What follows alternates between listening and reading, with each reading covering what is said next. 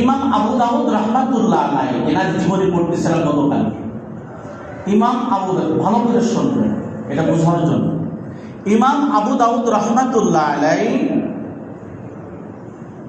উনি একদিন সমুদ্রের পাড়ে দাঁড়িয়ে আছেন, তো ওনার কানে ভেসে আসলো আলহামদুলিল্লাহ, অর্থাৎ একজন হাসি দিয়েছে। হাসি দিলে কি বলতে হয়? আর যিনি শুনবেন তিনি কি বলবেন? আলহামদুলিল্লাহ। বুখারী ও মুসলিম শরীফের হাদিস, আল্লাহ রাসূল বলেন হাক্কুল মুসলিমি আলাল মুসলিমি খামসুন, রাদ্দুস সালাম ওয়া ইয়াদাতুল মারিজ ওয়া ইজাবাতুদ দাওয়া ওয়া তাশমিতুল আতিস। আল্লাহ রাসূল সাল্লাল্লাহু আলাইহি ওয়াসাল্লাম বলেন এক মুসলমান আর এক মুসলমানের উপর হক 5টি, তার ভিতরে একটি হচ্ছে, সর্বশেষ নম্বরটি হচ্ছে কেউ হাসি দিলে হাসির উত্তর দেওয়া। কেউ হাসি দিলে কি হাসির, এই যে হাসি দিলে যে আলহামদুলিল্লাহ বলতে হয়, এটার কারণ জানেন?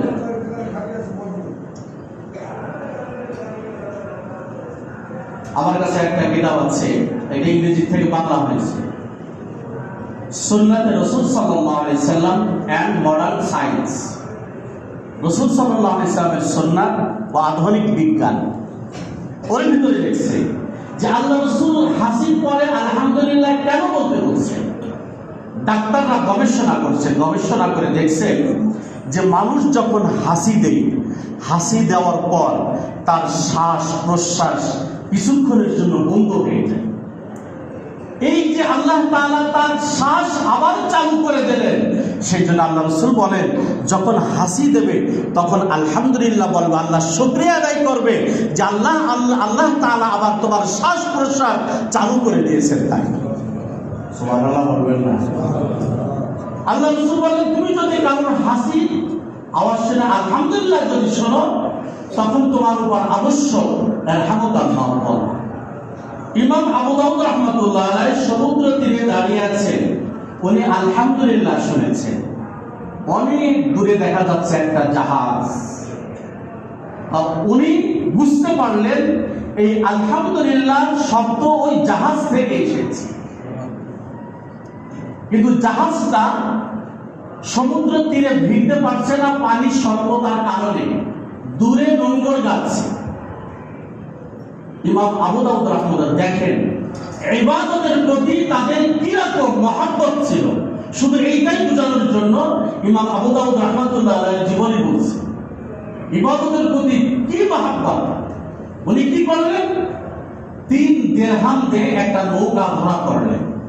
নৌকা ভাড়া করে ওই জাহাজে গেলেন।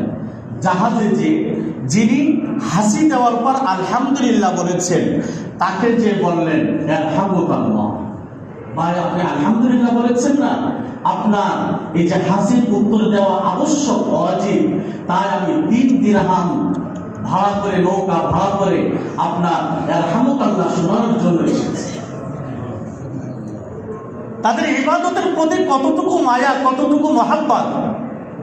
ইমাম আবু দাউদ রাহমাতুল্লাহ আলাইহি জীবনে অনেক ইবাদত বন্দেগী করেছে, তাহাজ্জুদ, আওয়াবিন, ইশা, তাশ, কোরআন তেলাওয়াত, আর নিজে তো হাদিস লিখেছেন।